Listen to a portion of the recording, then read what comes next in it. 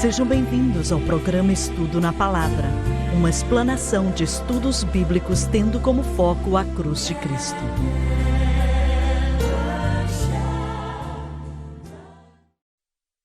Bem-vindo hoje ao Estudo na Palavra. Eu sou o evangelista Jimmy Swaggart com Lauren Lawson, Dr. David Watts, Dr. Don Paul Gray, John Rosenstern, Dave Smith, e é muito bom estar aqui com vocês hoje. Você quer ler esse versículo aqui? Eu acho que nós podemos passar para o 12. A ideia do 11 e do 12 são parecidas. Então pode ler. Isto é, para que eu seja consolado juntamente convosco, pela fé mútua, tanto a vossa como minha. Traz a ideia de um fortalecimento mútuo, trazido por causa do seu ministério e o amor que eles tinham por ele. Ele orou para que eles não se desviassem e seguissem outras doutrinas. Vocês concordam? Sim, Senhor, e eu acho que essa declaração do apóstolo Paulo traz equilíbrio àquilo que ele disse no versículo 11, de forma linda. Porque se ele diz, bem, desejo repartir convosco algum dom espiritual para que sejais confortados, ele pode ser mal compreendido e alguém pensar que é algo maior do que ele. Mas então ele diz aqui que ele percebeu que ao estar entre cristãos ali, eles irão impactá-lo na mesma quantidade que ele irá impactá-los. E ele deixa claro que o ministério não é sobre alguém ser grande e outro pequeno, mas é necessário para o conforto mútuo e para a fé mútua. Eu sou professor na faculdade bíblica desde 92 e todos os anos um novo grupo de calouros chega. E eu sempre sou encorajado pelo o que eu vejo neles, e há momentos em que eles me ensinam coisas que eu não sabia ou não entendia, seja por declarações, ações ou o que quer que seja. E mesmo que eu seja a pessoa que está ensinando lá há mais tempo, eles me edificam o mesmo tanto que eu edifico a eles. Eu quero ver esse seminário, quero ver ele como um instrumento usado por Deus, construindo igrejas por todo o mundo. Eu creio que ele é tremendamente importante, pois sei que a mensagem que a maioria deles vai pregar Sim. É a mensagem da cruz. Certo. E agradeço a Deus pelas igrejas que temos visto e estamos vendo agora mesmo. Mas eu quero ver mais e acredito que vamos ver. O potencial, irmão Swaggart, é ilimitado. É verdade. Sim, é ilimitado. Se um jovem pegar firme essa mensagem, aprendê-la e aplicá-la, e então pregá-la, o que você disse vai continuar a acontecer no mundo. Ele diz aqui no versículo 12, uma fé mútua. Certo. Tendo uma fé mútua. E o que ele quis dizer com essa declaração? Irmão Swaggart, durante a conferência da família, eu tive a oportunidade Eu não fui o pregador nos cultos principais, mas eu tive a oportunidade de ensinar nos simpósios. E havia uma igreja afro-americana da Virgínia que estava na conferência da família e eles estavam juntos. E eles vieram à minha sessão. E eu compartilhei na minha sessão e eles ficaram tão encorajados, eles estavam tão compenetrados naquilo que eu disse. E a presença de Deus foi tão forte que eu disse a eles, eu preciso que vocês estejam em todos os cultos que eu pregar. Porque eles me abençoaram mais do que eu a eles. Porque eles foram tão receptivos que foi como... Eu acho que é isso que Paulo está dizendo aqui. Eu vou pregar para vocês, mas são vocês que vão me abençoar. Eu sei que esses pregadores itinerantes provavelmente já foram a igrejas em que eles dizem, bem, se eu pudesse pregar para vocês toda semana, eu estaria feito. Mas, infelizmente, há igrejas em que eu já estive, que eu preguei até não conseguir mais. E as pessoas estavam lá me olhando. Elas não se importam com aquilo que você está falando. Eu me identifico com Paulo aqui, aquele grupo que veio na conferência da família. Eles me abençoaram e eu disse a eles, eu preciso que vocês estejam aqui toda semana. Eu não sei se vocês já experimentaram isso em seu ministério, quando você prega em algum lugar e o solo é tão fértil. E as pessoas são tão receptivas que você sente que você poderia pregar por toda a noite. Mas há outros lugares que o solo é tão duro que você... Eu estava em uma certa igreja E não duvido que o pastor ali era um homem de Deus, mas era a igreja mais morta, estava tudo morto. E eu perguntei para o Senhor, isso nos anos 60, eu pedi ao Senhor, nos dê algumas pessoas nesses cultos que vão te adorar, te louvar e por aí vai. E o Senhor abriu a porta para as cruzadas no mundo inteiro. E aquelas pessoas, lembro de Nova York, você estava naquele culto, no Madison Square Garden, foi sexta, sábado e domingo. Aquele povo, você não pensa que o pessoal de Nova York adoraria Deus assim, mas olha, foi maravilhoso e o Senhor nos deu quase que em todo culto, em toda cruzada, por todo mundo, até mesmo no exterior. Ele nos deu pessoas que realmente adoravam a Deus. Então, sei o que você está dizendo e entendo quando você fala de pregar para pessoas que ficam olhando para você. Eu não sou de fazer apostas, mas eu aposto que você está falando do Ângelo e da Camila Parker. Sim, exatamente. Eu estou falando deles.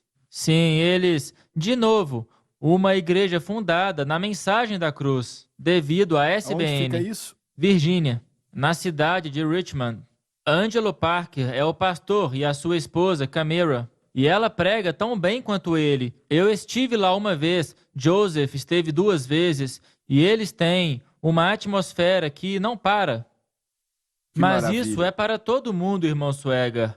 É a mensagem que eles estão aprendendo, que os deixa animados, os pastores, a equipe, o povo. E nós queremos que essa mensagem continue a crescer e a expandir. Eu acho que o Espírito Santo se agrada de pessoas que adoram a Ele, adoram a Deus e não quer dizer que uma pessoa precisa demonstrar que está adorando, mas alguns vão demonstrar. Certo. E quando você tem o que Paulo disse aqui, uma fé mútua, quando vocês se reúnem, todos sentem a mesma coisa. Eu gostei quando ele falou, eu e você. Sim, quer dizer, o Senhor vai vir. Quando a igreja se reúne, o pregador é abençoado, o povo é abençoado, todo mundo. E é isso que Paulo espera, e é por isso que ele ora. Se lembre que ele ainda está falando sobre aquilo que ele quer, ora, acredita que vai acontecer quando ele chegar lá. Veja o que acontece em Atos, quando eles se reúnem em concordância. Nós vemos essa terminologia sendo usada repetidas vezes. Almas foram salvas. Verdade. E eu acho que Paulo escreveu a mesma coisa em Efésios, quando ele fala sobre a unidade do Espírito e a unidade da fé. E somente Deus pode fazer com que isso aconteça entre pessoas de diferentes lugares do país. Mas ainda assim tem algo em comum. É verdade, exatamente. Versículo 13. Porém, irmãos, não quero que ignoreis Uma frase muito usada por que Paulo. muitas vezes me propus ir ter convosco, mas até agora tenho sido impedido, Algo atrapalhou. para ter entre vós também algum fruto, como dentre os demais gentios. Ele sabia que seu ensinamento sobre a cruz os ajudaria a crescer na graça. Nós só temos 1 minuto, mas isso, de novo, nos informa que a obra de Deus nem sempre avança da forma que nós pensamos que deveria. E frequentemente é travada pelo poder das trevas ou pessoas. Só porque algo está atrasado não significa que Deus não quer que se cumpra. E Paulo havia desejado estar em Roma antes disso, mas ele foi impedido. Esse é o termo que aparece na Bíblia. Verdade. Algo o impediu. Descreve um impedimento. Então, nem tudo que é a vontade de Deus venha a acontecer sem que haja um atraso ou impedimento. O que o atrapalhou? Nós não temos certeza, mas sabemos que ele queria vir, mas não pôde. Paulo disse, quero ter fruto entre vocês também, até entre os gentios. Ele estava falando de 2 coisas, pessoas sendo salvas e, em segundo lugar, os santos de Deus crescendo na graça e no conhecimento do Senhor, através do ministério dele e por aí vai. E você mencionou há alguns programas atrás que algumas pessoas que estavam ali foram salvos através do ministério de Paulo. Certo, e colaboradores de Paulo, Priscila e Áquila, estavam em Roma quando isso foi escrito. Certo. E eles foram o braço direito de Paulo em Éfeso, quando ele começou o trabalho lá. Então, se o decreto em Roma foi dado em 49 depois de Cristo e abandonado em 55, eles teriam deixado Éfeso e voltado a Roma com muitos judeus que eram salvos, nascidos de novo e cheios do Espírito, que conheciam e trabalharam com Paulo. E essa confirmação está em Romanos 16. Então a igreja em Roma, na verdade, não estranhava a mensagem de Paulo. Sim, correto. E eles também não eram ignorantes sobre a nova aliança, mas ainda assim havia... Mas aquele não era Paulo. Certo, não era Paulo. E havia uma tensão entre judeus e gentios. E nós falamos sobre isso antes, que isso... Quando os judeus tiveram que ir embora, nós acreditamos que a igreja começou com e era composta principalmente por judeus. Concordo, verdade. Mas quando eles foram embora, em 49 depois de Cristo, abriu-se um período de 6, 7, talvez 8 anos, onde os gentios se tornaram a igreja. E também entenda que entre a diáspora, que são os judeus que estavam fora de Israel, haviam 3 grandes temas que eles conservaram, e esses eram a circuncisão, o calendário judaico, que incluía os festivais, o sabático, e a separação dos alimentos, aquilo que eles comiam. E esses são problemas em Roma quando Paulo escreve essa carta. Ele vai falar sobre isso no capítulo 14, mas esses são problemas que estão dividindo os recém-chegados judeus e os gentios. E Paulo lida com isso quando ele chega lá. Então todos esses problemas existem e a compreensão de Paulo da nova aliança e a sua influência como o apóstolo dos gentios é muito necessária para estabelecer a igreja na direção correta. O fruto que ele queria deles era uma vida transformada. Com e certeza. uma aceitação total do evangelho de Jesus Cristo. Alguns deles seriam chamados para pregar e proclamar o que ele estava proclamando. E acho que era isso que ele queria. Claro. Falamos aqui em um programa passado, ele não podia chamá-los para pregar e não os chamou para pregar, mas ele podia orar por eles e entregar mensagens, e alguns ali seriam chamados para pregar sim. Certo. E, sem dúvida alguma, acabou em muita gente sendo salva na igreja de Roma. Mas ele teve uma razão por realmente desejar ir até lá. Era como se fosse uma compulsão. Um estudioso que eu li disse que ele queria ir para Roma para usar ali como nova base para ir para a Espanha. Sim, isso está correto.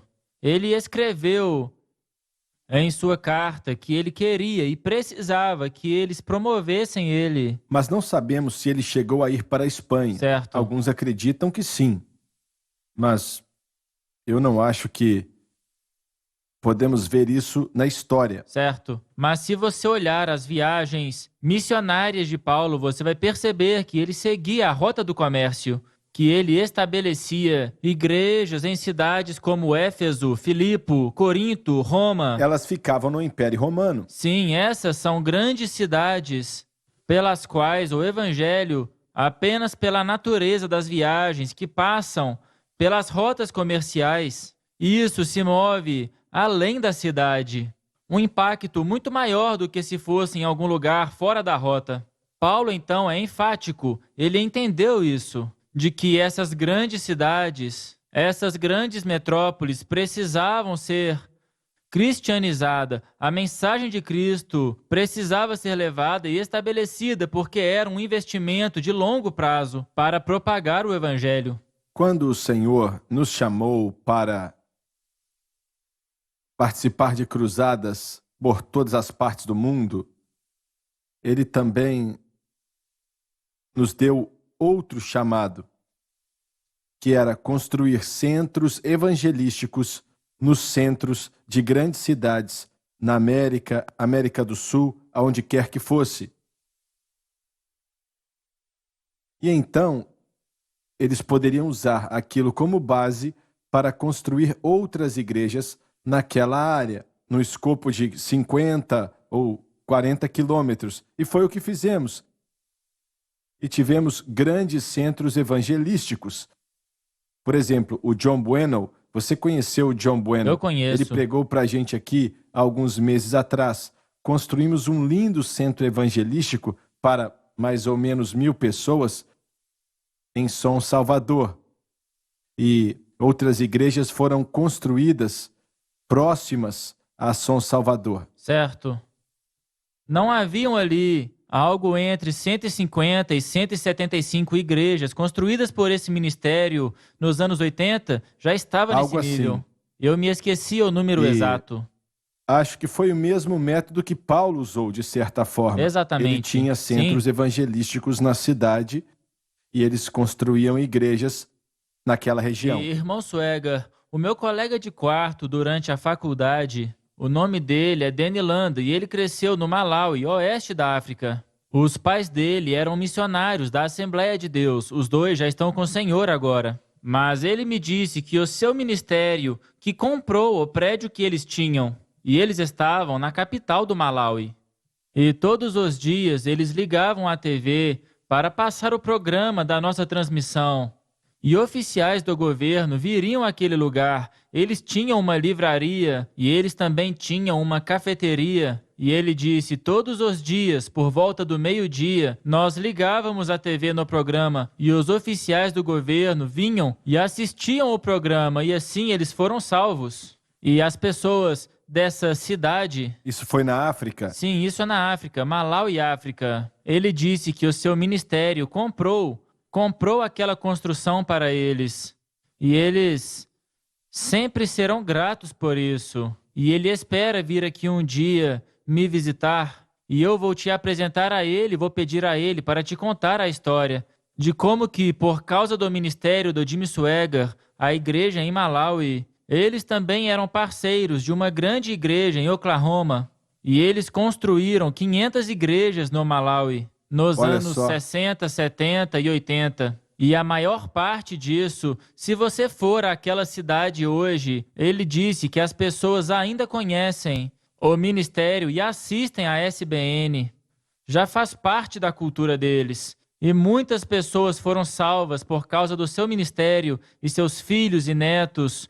Eu sei que na América Latina, como você mencionou, houve um grande impacto pelas cruzadas que você fez nos anos 80, mas também nesse país africano você deixou uma marca. Mas ele vai te contar essa história quando ele vier nos visitar.